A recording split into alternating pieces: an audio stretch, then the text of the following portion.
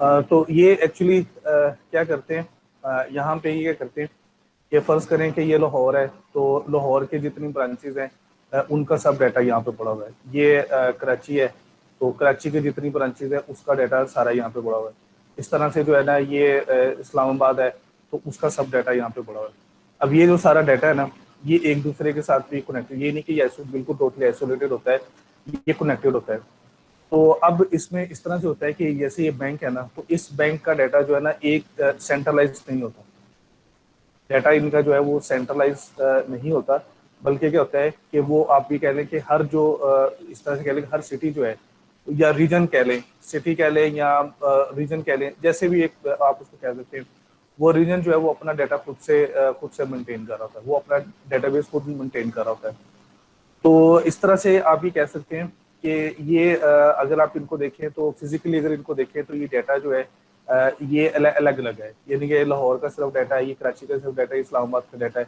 लेकिन अगर इनको लॉजिकली देखें तो दिस इज वन डाटाबेस, ये एक डाटाबेस है। दिस इज नॉट द मतलब लॉजिकली ये एक ही होगा, लॉजिकली ये डिवाइडेड या सेपरेटेड जो है वो नहीं होगा।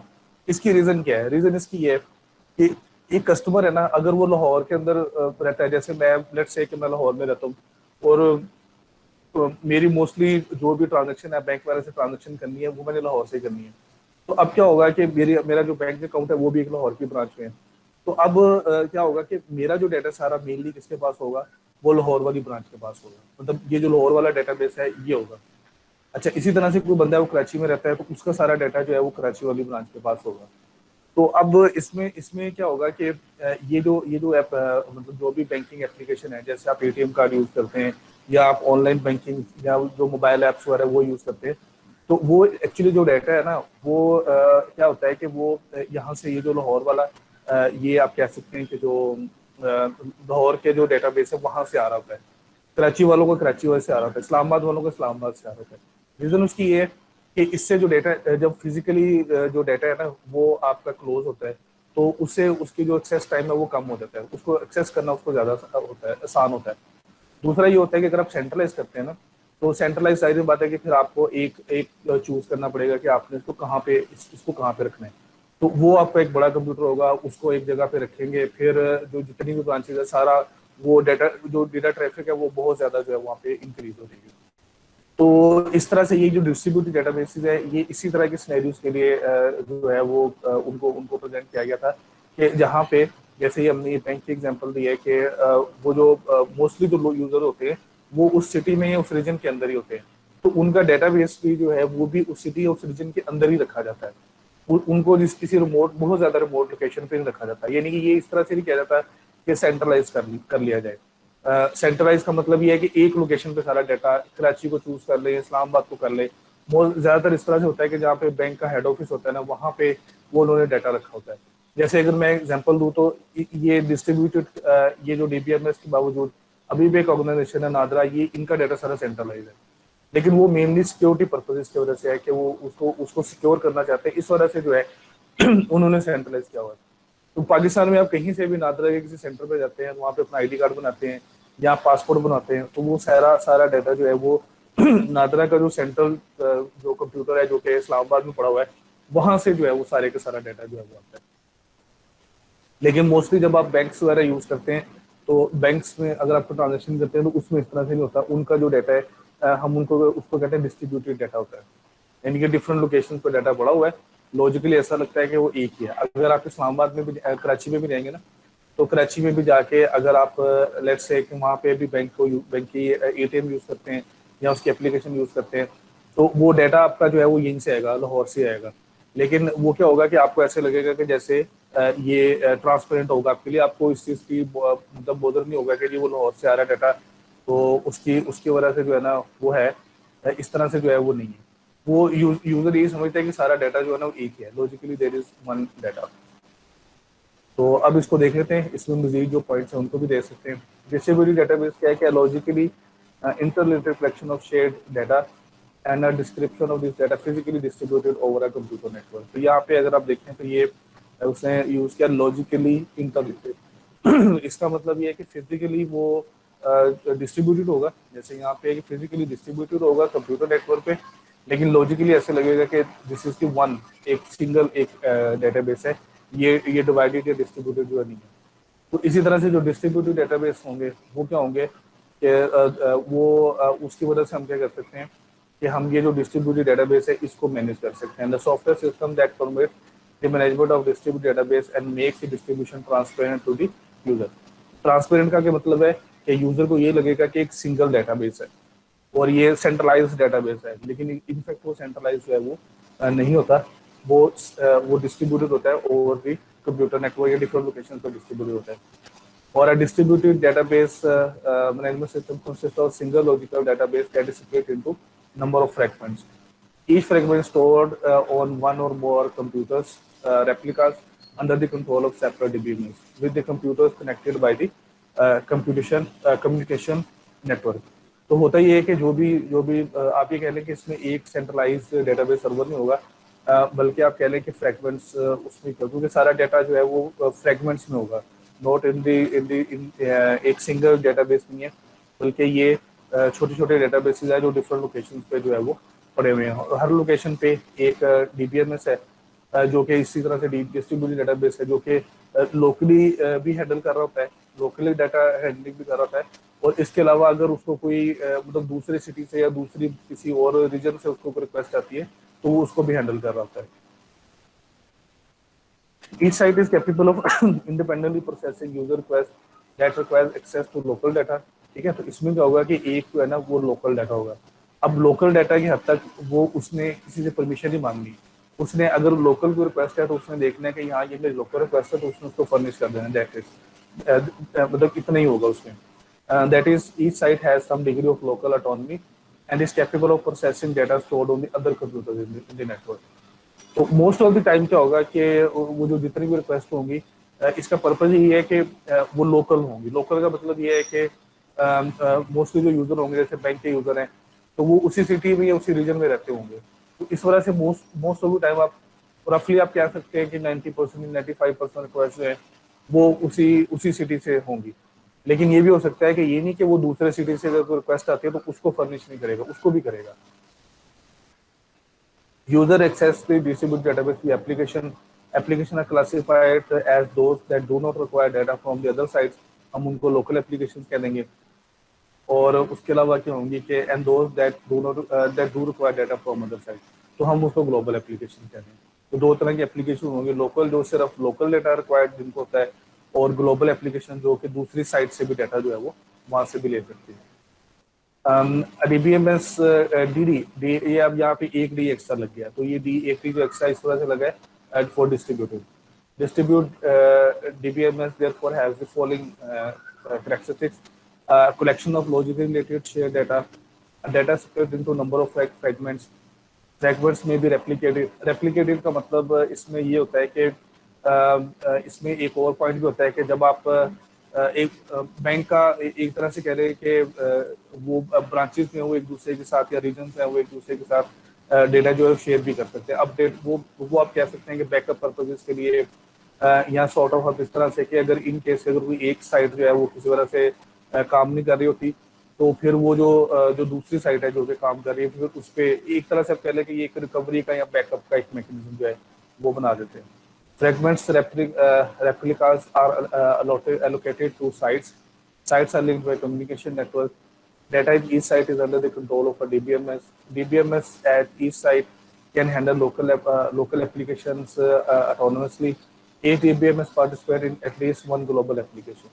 तो ये अब से कह लेंगे सारी उसकी जो है वो प्रॉपर्टीज है, फीचर है जो कि सारे के सारे काम जो है वो करते हैं। यहाँ पे from the definition of distributed database management system, the system expected to make the distribution transparent या invisible to the user। तो यूजर को बिल्कुल नहीं पता होता कि ये डाटा जो डिस्ट्रीब्यूटेड है, यूजर ये समझ होता है कि ये एक सेंट्रलाइज्ड डेटाबेस है। The objective of transparency is to make the distributed system appear like a centralized system.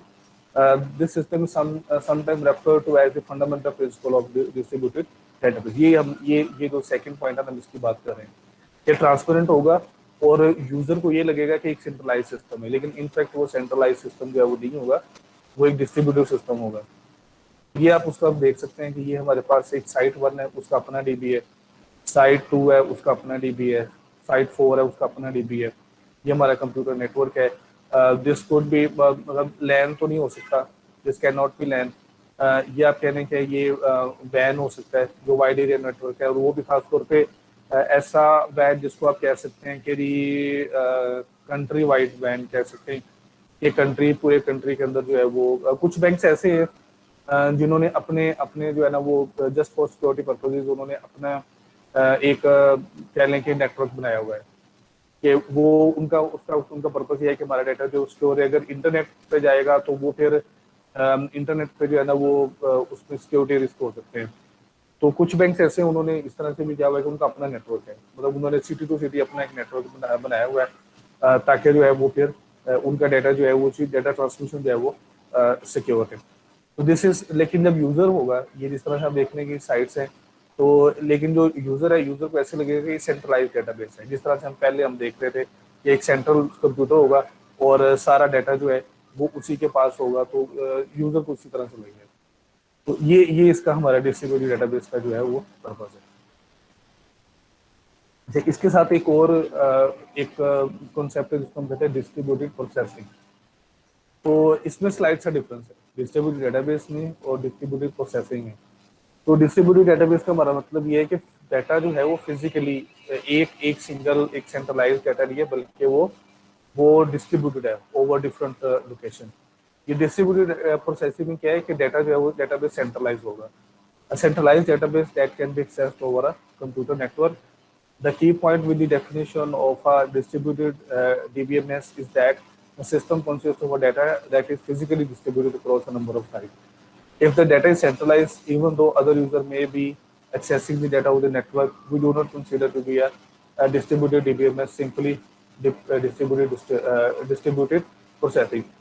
तो अब इसमें फर्क, ये दो पॉइंट्स है ना, इसमें ये फर्क है। This is the key difference between distributed database और डिस्ट्रीब्यूटेड प्रोसेसिंग।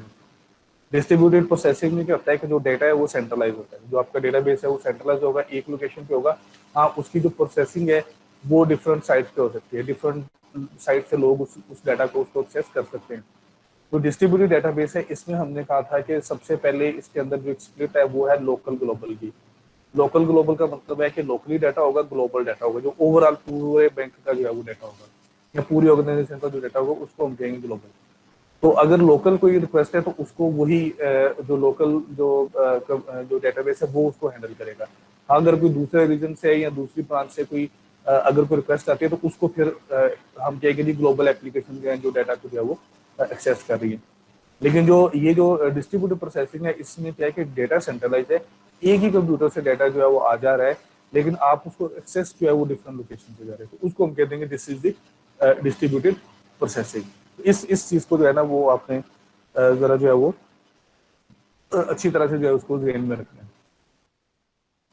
तो प्रोसेसिंग किसकी हो रही होती जी, प्रोसेसिंग डिस्ट्रीब्यूट कैसे हुई है? मतलब बड़ा तो एक जगह होगा ना डाटा, प्रोसेस नहीं, मतलब बड़ा क्या बड़ा होगा? ये जो है उसका मतलब कहने का मतलब उसका ये है कि वो जो डाटा होगा उसको एक्सेस डिफरेंट जगह से किया जा रहा है, डिफरेंट जगह से उसको जो है वो उसको उसकी रिक्वेस्ट भेजी जा रही है। उसको जिस तरह से आपको मैंने नादरा की एग्जांपल दी है, तो नादरा की एक एग्जांपल जो है वो बिल्कुल ये इस पर डिस्ट्रीब्यूटेड प्रोसेसिंग पे पूरी आती है, क्योंकि उनका जो डेटाबेस है वो सेंट्रलाइज है, इस्लामाबाद में वहाँ पे पड़ा हुआ है।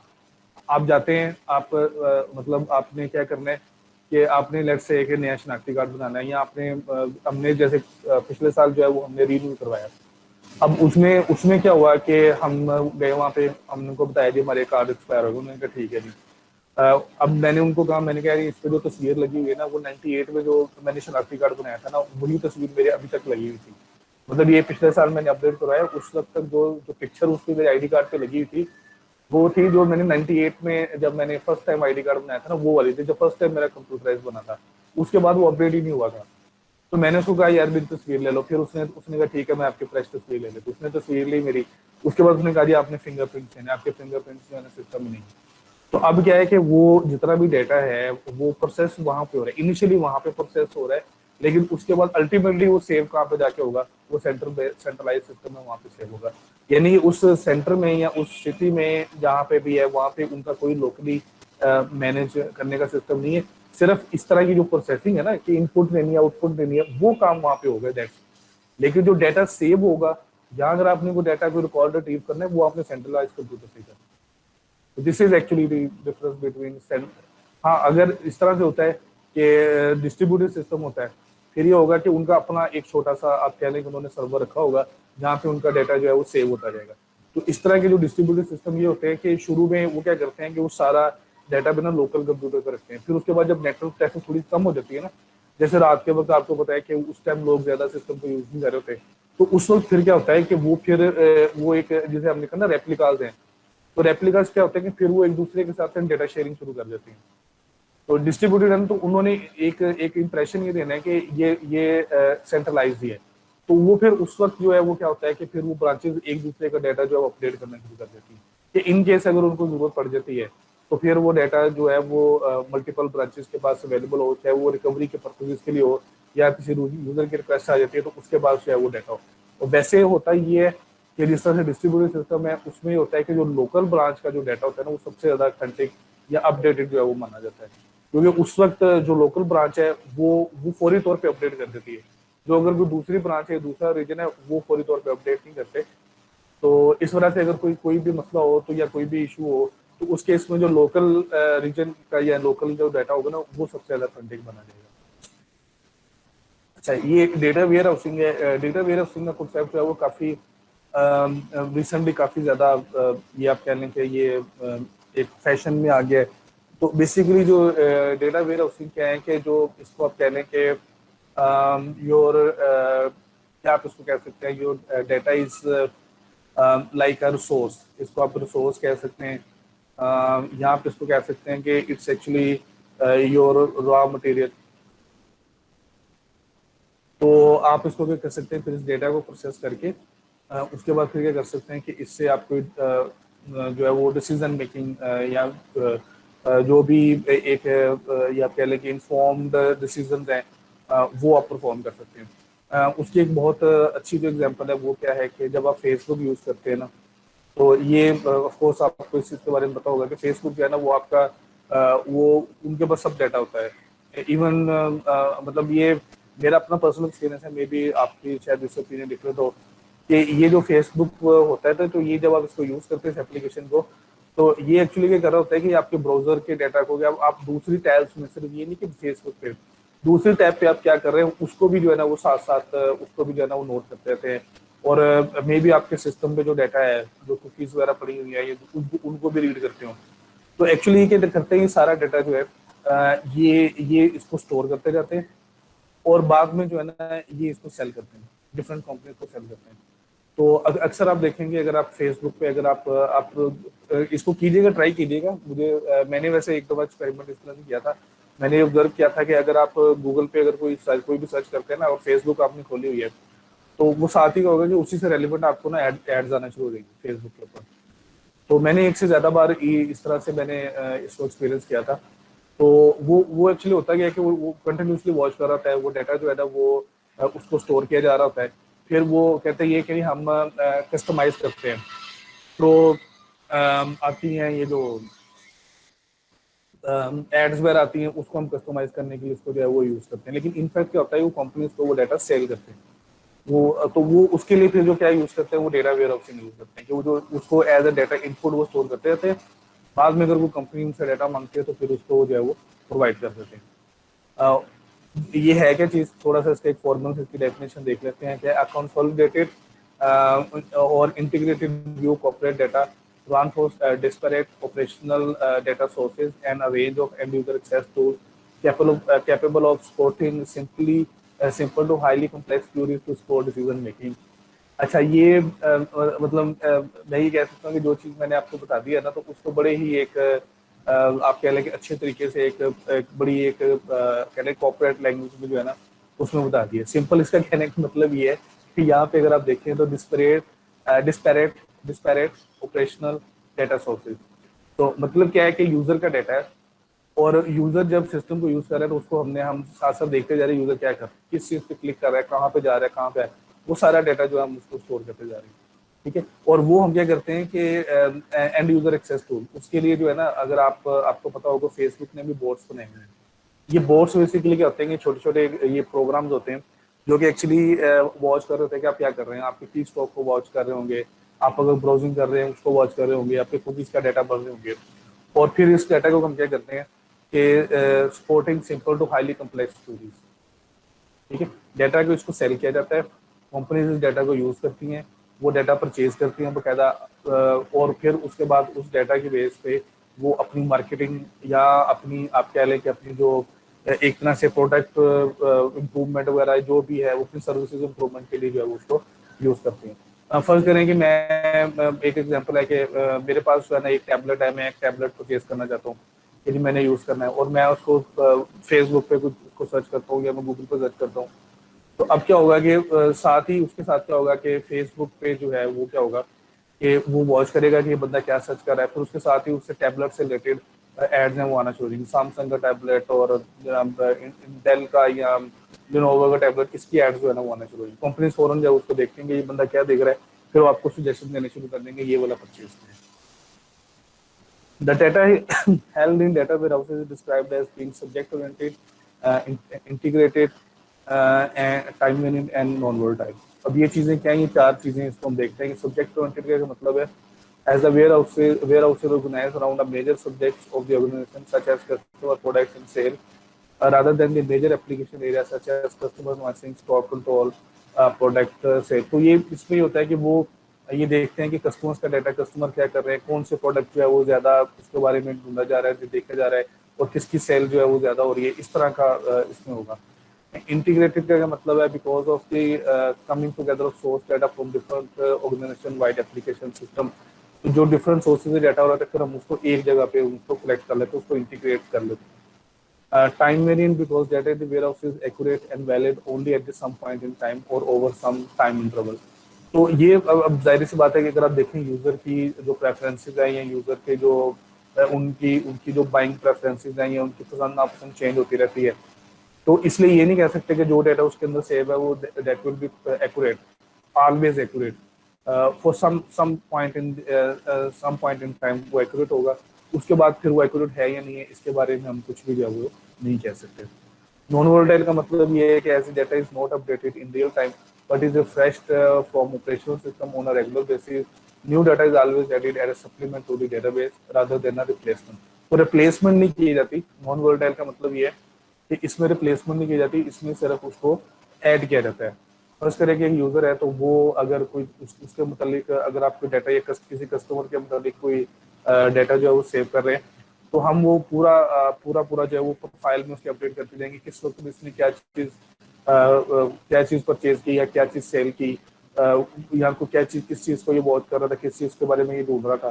तो वो हम उसको पहले वाले रिकॉर्ड को ओवरराइट नहीं करेंगे, हम उसको रखेंगे और नया जो डेटा है ना वो उसके अंदर उसकी प्रोफाइल में जो है वो ऐड करते जाएंगे। इसलिए इसको हम क्या कहते हैं, नॉन वोलेटाइल कहते हैं। ठीक है। तो यहाँ पे आप देख लें कि ये सोर्सेज है, ये ऑपरेशनल डाटा सोर्सेज हैं, एक से ज़्यादा जो हो सकते हैं।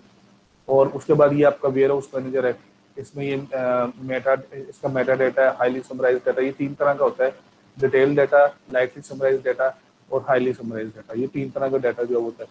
तो ये बेसिकली ये आपका डिटेल डाटा होगा, उसमें से फिर आप कुछ क्यूरीज वगैरह के जरिए उसको समराइज कर सकते हैं, लाइटली समराइज कर सकते हैं, फिर हाईली समराइज कर सकते हैं। और उसके अलावा क्या है कि ये डिफरेंट एप्लीकेशन है जो कि उसको जो है वो, जैसे डेटा माइनिंग टूल है, ये एंड यूजर एक्सेस टूल है, डेटा माइनिंग टूल्स हैं, ओलैप टूल्स हैं, reporting curing application development and EIS, enterprise EI stands for enterprise information system. तो उसके जरिए जो है वो इनको आप उसको यूज कर सकते हैं। ये हमारा उसमें होगा कि बैकअप अगर उसका है जो वो हमने इसको जो है वो देखना है। तो ब्रीफली इनको जो देखते हैं कि source of operational data for the data warehouse is supplied from mainframe, proprietary file system, private workstation and servers, and external systems such as the internet. An operational data source (ODS) is a repository of current and integrated operational data used for analysis. A load manager performs all the operations associated with the extraction and loading of data into the warehouse. The warehouse manager performs all the operations associated with the management of data. A query manager performs all the operations associated with the management of user queries. Detail data क्या है जी? Detail data is not stored online but is made available by summarizing the data to the next level of detail. The warehouse stores all the predefined, lightly and highly summarized data generated by the warehouse manager. तो इसमें most of the time क्या होता है कि जो क्योंकि detail data जो बहुत ज्यादा होगा वो तो बहुत बहुत ज्यादा चीज होगा ना, कि उसमें आप कहने की बहुत सी माइन्यूट या टाइनी सी डिटेल्स होंगी, तो वो मे भी यूजर उसको उसको जो है ना इतना ज्यादा उसको मतलब उसको पसंद ना करें या उनका इंटरेस्ट ना हो. तो फिर हम क्या करते हैं कि ये जो डाटा है इसको लाइटली हाईली समराइज डाटा जो है ना वो हम ले सकते हैं. तो इसको आप टिपिकली इसी तरह से देख सकते हैं कि अगर आप देखें कि जी एक कंपनी है वो कहती है कि जी अगर कोई लोग जो है ना वो टैबलेट्स परचेज कर रहे हैं तो किस कंपनी के किस तरह के टैबलेट्स जो हैं या उनकी प्राइस रेंज वो क्या है.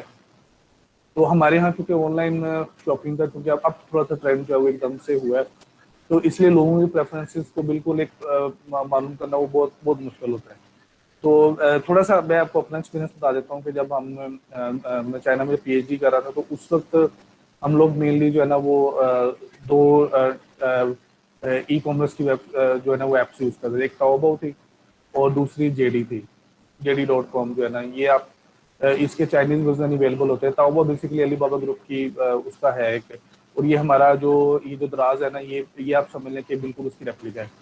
दराज ताओबाओ की बिल्कुल एक्जैक्ट रेप्लिका है उसकी. तो इसमें यही होता था कि अगर आप उसमें देखें तो जब आप कोई एक दो दफ़ा आप कोई चीज़ है सर्च करते हैं फिर उसको मतलब उसको आप देखते हैं कि जी कोई चीज़ है, जैसे आपने कोई टी पॉट ढूंढना है तो नेक्स्ट टाइम क्या होगा कि आपको उसके जो उसका एप्लीकेशन का जो लैंडिंग जो उसका पेज होगा पहला पेज होगा तो उस पर आपको मोस्टली वही चीज़ें नज़र आ रही होंगी जो कि आप रिसेंटली जो है वो सर्च करते हैं. तो इस तरह से वो क्या होता है कि वो यूजर की प्रेफरेंसेस के अकॉर्डिंग भी जो है वो जो भी डाटा उन्होंने यूजर को डिस्प्ले करना होता है और हर यूजर के लिए डिफरेंट होगा. वो देखेंगे कि यूजर जो है वो क्या क्या चीज सर्च कर रहा है, किस भी इंटरेस्ट दिखा रहा है, तो फिर उन चीजों को जो है फिर वो ज्यादा जो है वो फिर वो उसको दिखाते हैं. अच्छा, इसके बाद फिर हमने देखना है क्लाउड कंप्यूटिंग भी. क्लाउड कंप्यूटिंग की थोड़ी सी जो है वो मैंने बात जो है वो की थी. तो बेसिकली इसकी मैं आपको थोड़े सा बैकग्राउंड बता दूं कि ये क्लाउड कंप्यूटिंग कॉन्सेप्ट कैसे हुआ. तो अमेजोन आपको पता है कि ये दुनिया की सबसे बड़ी जो है वो ई कॉमर्स कंपनी है. तो इन्होंने अपना जो है ना वो आप समझ लें कि यू कैन से कि इन्होंने अपने डेटा सेंटर्स जो है वो बनाए हुए थे जहाँ पे जो अपने यूजर की रिक्वेस्ट को या यूजर की क्यूरीज को या अपना जो डाटा है वहाँ पे वो हैंडल करते थे. तो इन्होंने ऑब्जर्व किया कि अगर आप इस तरह से देखिए ना तो this is time and this is use, ये कितना यूज हो रहा है. तो अब फर्ज करें कि दिस इज मैं जस्ट आपको एग्जांपल दे रहा हूँ, दिस इज 25 दिसंबर, ठीक है.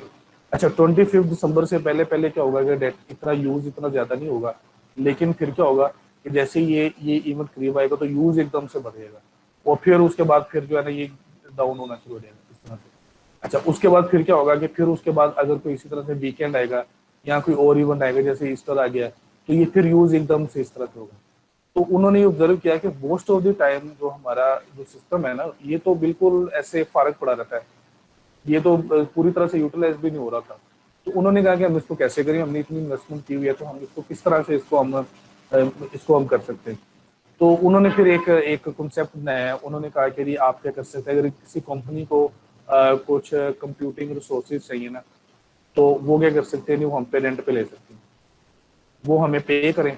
जिस तरह से यूटिलिटी होती है ना, यूटिलिटी से मुराद ये है कि अगर आप बिजली यूज़ करते हैं, इलेक्ट्रिसिटी अगर आप यूज़ करते हैं तो जितनी आप इलेक्ट्रिसिटी यूज़ करते हैं उतना आपको बिल आता है, पानी जितना आप यूज़ करते हैं उतना आपको बिल आता है. तो इसी तरह से क्या होगा कि जितने रिसोर्सेज आप यूज़ करेंगे ना उतना आपको पे करना पड़ेगा. That's it. वो कंपनी ने पैकेज बनाए हुए हैं, वो आप कह सकते हैं कि ठीक है उन्होंने पर आवर के साथ है या जो भी है उन्होंने आपको वो चार्ज करेंगे आपसे. और इनको फायदा क्या होगा कि इनका जो सिस्टम है ना, जो नॉर्मल डेज में या नॉर्मल वर्किंग डेज में जब लोग ज्यादा उसको यूज नहीं कर रहे थे तो उस वक्त फर्क पड़ा रहता है, तो फिर उस वक्त जो है ना वो यूज कर सकते हैं. अब मैं एक उसकी बड़ी सिंपल एग्जांपल है कि अगर लेट्स से कि मतलब मैं यूज करना चाहता हूँ तो मैं उसको वर्किंग डेज में यूज करूंगा, छुट्टियों में तो नहीं यूज करूंगा. छुट्टियों में तो वैसे ही आप कह लें कि कोई बंदा जो है वो ऑफिस में तो होता नहीं, सब लोग घरों में बैठे होते हैं. तो इससे इसकी वजह से क्या होगा कि ये इनका जो यूज है ना, ये आम दिनों में भी आप ये कह सकते हैं कि थोड़ा सा फर्क पड़ेगा, लेकिन आम दिनों में भी ये सिस्टम जो है ना वो उसकी प्रॉपर इसकी जो यूटिलाइजेशन जो है वो इंशाल्लाह इसको जो है ना वो इसको हमने वाइंड अप करना है। अच्छा, ये क्लाउड कंप्यूटिंग क्या है? A model for enabling ubiquitous, convenient, on-demand networks as to shared pool of configurable computing resources, servers, storage, application services that can be rapidly provisioned and released with minimal management effort or service provider interaction. अच्छा, इसमें जिस तरह से मैंने आपको बताया था कि क्या है कि डिफरेंट रिसोर्सेज हैं, जैसे सर्वर हो सकता है, कोई स्टोरेज हो सकती है, या कोई एप्लीकेशन हो सकती हैं। बहुत सारे इस तरह के अब ऐसे सर्विस प्रोवाइडर हैं जो कि जिन्होंने क्लाउड पे एप्लीकेशन जो है ना होस्ट की हुई, या अगर आपको जो लोग आईफोन यूज़ करते हैं उनको इस चीज़ का आइडिया होगा कि आई क्लाउड होता है उसका, कि आप अपनी पिक्चर्स वगैरह वहाँ पे सेव कर सकते हैं। तो वो बेसिकली स्टोरेज है, या कुछ ऐसी एप्लीकेशन भी हैं कि जो आपको इंस्टॉल करने की ज़रूरत नहीं है, वो भी क्लाउड पे इंस्टॉल्ड है। उसका मतलब ये होता है कि कंप्यूटर पे इंस्टॉल होंगे, रिमोट कंप्यूटर पे, तो आप उसको सिर्फ जो है वो उसको उसको एक्सेस कर सकते हैं, यानी आपको खुद से इंस्टॉल करने की ज़रूरत नहीं है। जो भी कंपटीशन होगी, जो भी प्रोसेसिंग होगी, वो रिमोट कंप्यूटर पे होगी।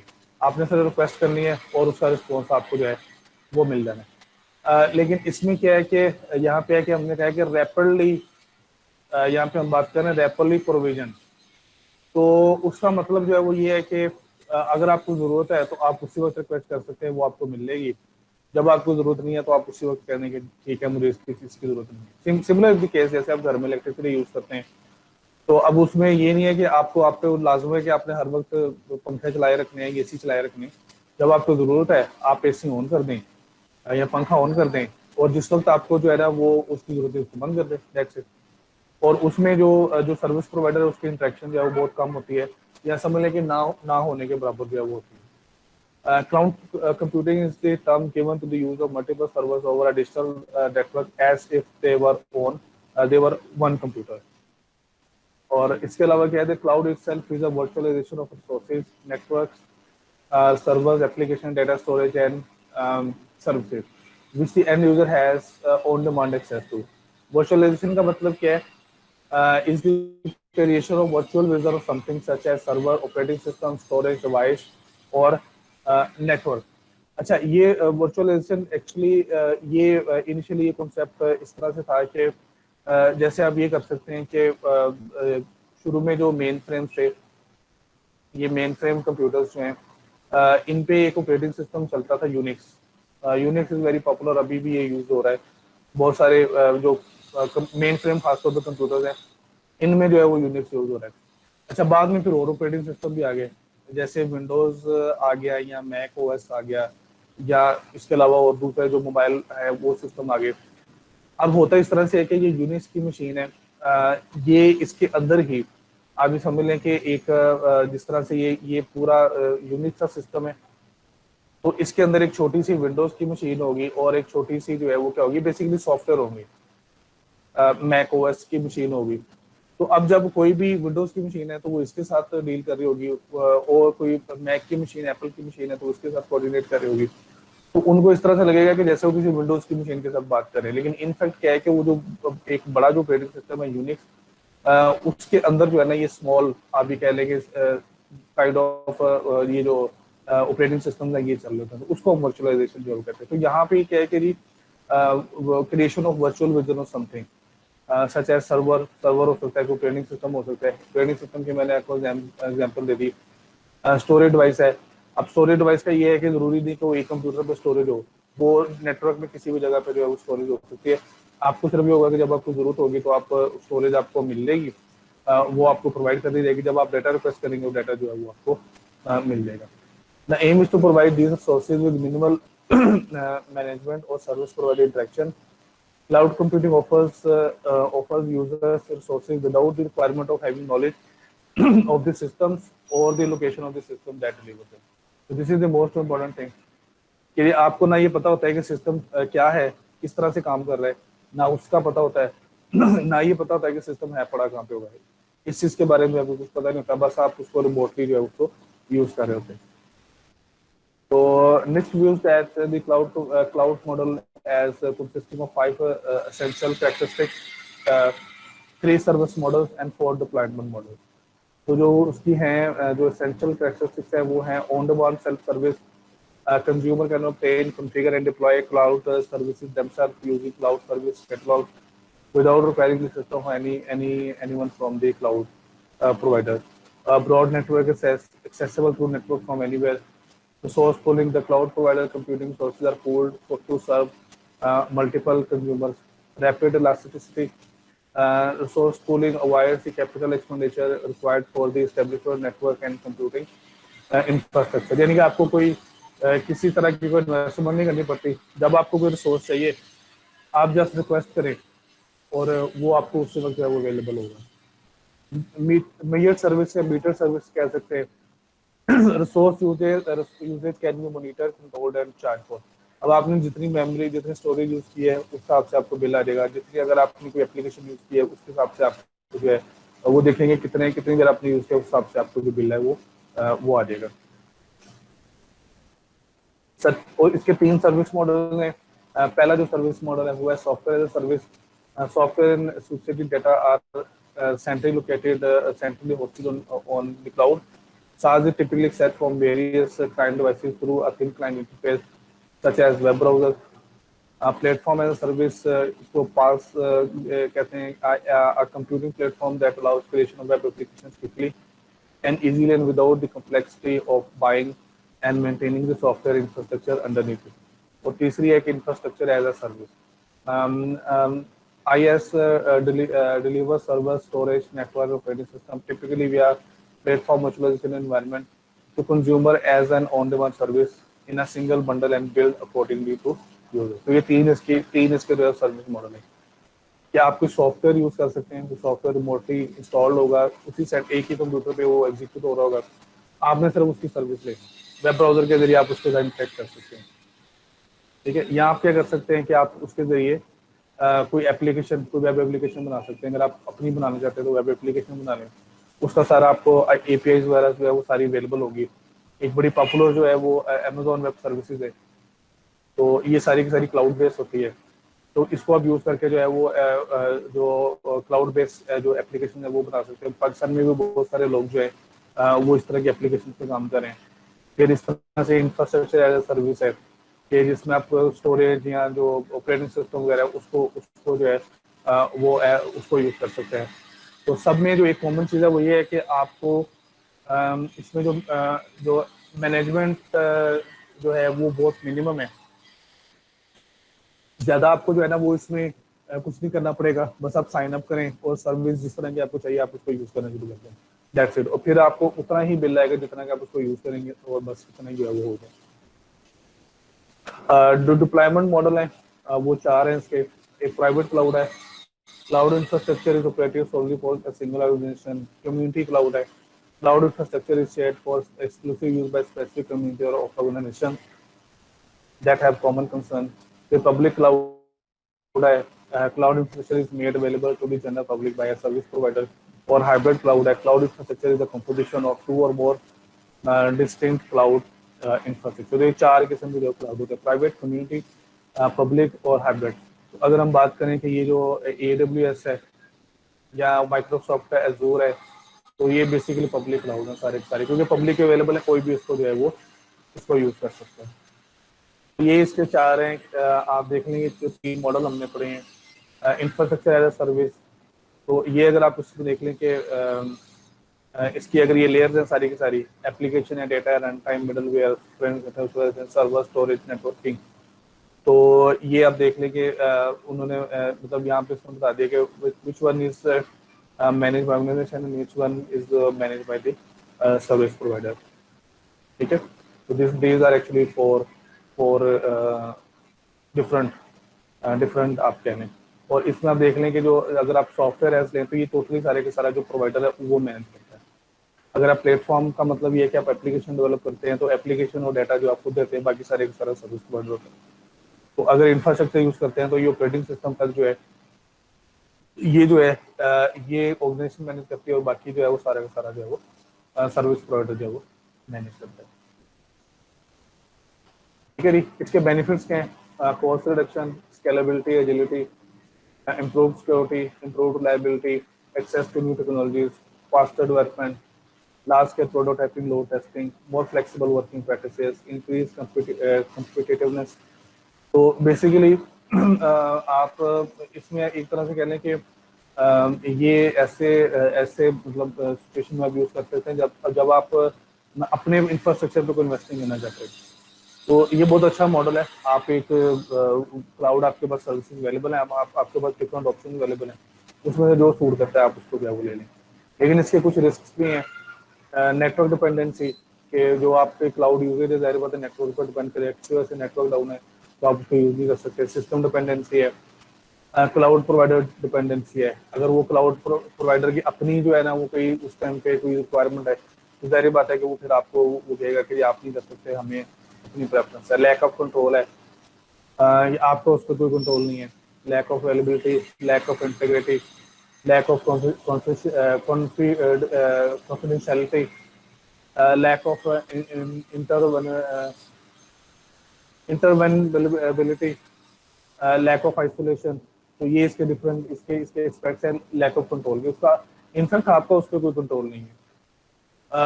ये सारे के सारा जो है सर्विस प्रोवाइडर इसको जो है वो मैनेज कर रहा होता है। तो बहुत सारे कंसर्न जो है वो इसके अंदर जो है वो आ सकते हैं।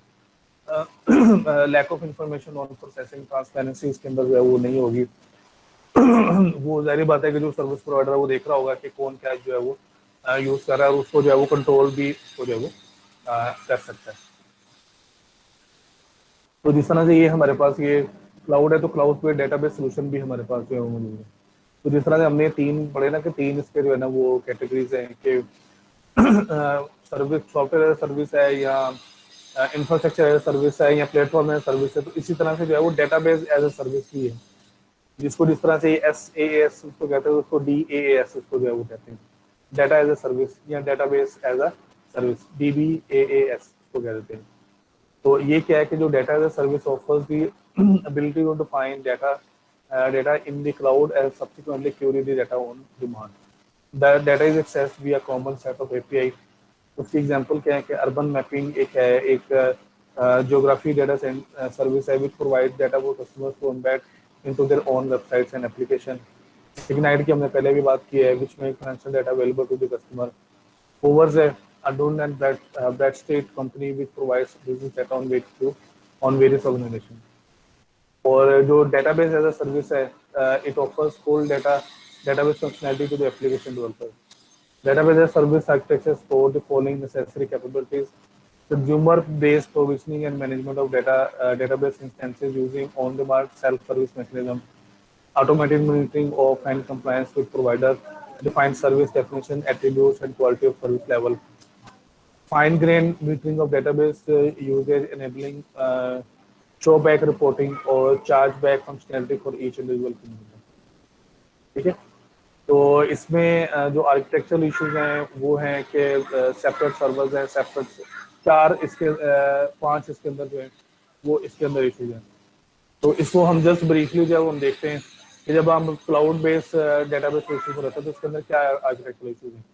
तो ये 5 हैं। एक सेपरेट सर्वर्स है, separate server, separate database server पर और शेयर्ड डेटाबेस सर्वर और separate database, shared database, separate schema. तो ये 5 पॉसिबिलिटीज हैं, इनको वन बाय वन जो है वो देखते हैं।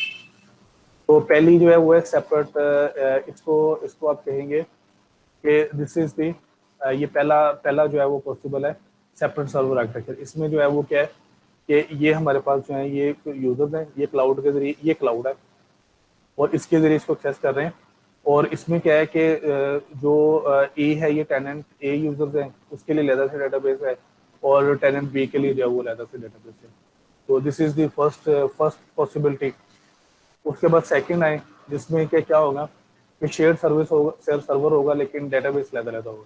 यानी कि सर्वर एक है, दिस इज वन सर्वर, और ए का सर्वर, टेनेंट ए का सर्वर जो है वो हो रहा है, डेटाबेस हो रहा है और बी का हो रहा है। सर्वर एक ही है लेकिन दोनों का डेटाबेस है वो अलग से होस्ट किया हुआ है। और इसी तरह से जो तीसरी पॉसिबिलिटी है वो क्या है कि एक शेयर्ड जो है वो उसमें डीबीएम सर्विस है और उनके डेटाबेस है वो सेपरेट है। ठीक है। तो इसमें इसमें एक्चुअली क्या है, जो ये दोनों में फर्क है, ये जो ये इसमें जो हमने पहले देखा है, इसमें है कि डेटाबेस जो है वो डिफरेंट है, दो डिफरेंट इनके डेटाबेस हैं, और जो डेटाबेस सर्वर प्रोसेसेस है वो भी दोनों के डिफरेंट है, दोनों भी सेम नहीं है।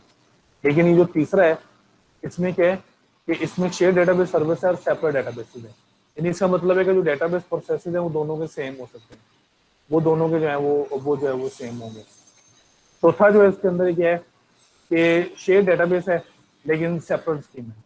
तो ये ए की स्कीमा हो रहा है, बी की स्कीमा जो है वो हो रहा है। स्कीमा से ऊपर याद है कि जो डेटाबेस का आर्किटेक्चर है, जो हमने जो कंसेप्चुअल मॉडल बनाया, वो दोनों का क्या होगा, वो डिफरेंट होगा। ठीक है जी।